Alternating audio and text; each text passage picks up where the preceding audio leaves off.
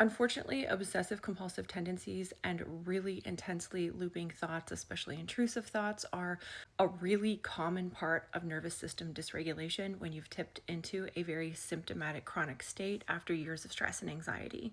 I think it's something that is really off-putting when it happens to us because even if we've had prior diagnosis of, OCD, ADHD, etc., this is like another level. Even for people with those pre-existing diagnoses, which a lot of us do have those things because those are part of the predisposing, coping mechanisms and behaviors that get us to the point of dysregulation, it can still be absolutely mind-blowing the level to which your brain will loop intrusive thoughts. The earliest manifestation of this is usually health anxiety because we become really symptomatic really quickly. We have all this testing done. Oftentimes, our testing comes back normal, or we just wind up with either panic disorder, generalized anxiety disorder, or someone like me where you get like a whole bunch of functional diagnosis, dysautonomia, hyperpods, things like that.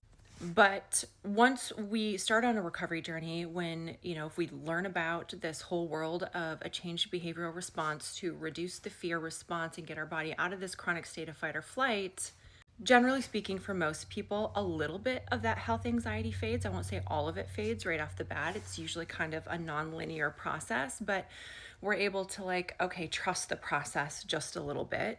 But then what happens is we have a new thought. Maybe it's the medication I'm on. Maybe I'll never get better because I can't tolerate medication. Maybe it's a supplement. Maybe it's this. Maybe it's that. Maybe it's work. Maybe it's this new symptom. Maybe I'm irreparably broken. Maybe I'm the one person who will never get better. Like we just have thought after thought after thought after thought. And then we can latch on to thoughts about this process of a changed behavioral response itself. What if I'm not doing it right? Am I missing a step? Am I not doing this perfectly? What does a response look like? I need to hear everybody else's response in like a play-by-play, which is not necessary. Just brief side note, you don't need a perfect response to get better. You just need a consistent response that interrupts the fear and panic loop. But people can really get hung up on these thoughts and they're like, I just can't let them go. I can't let them go. Or they'll say, I can't stop them.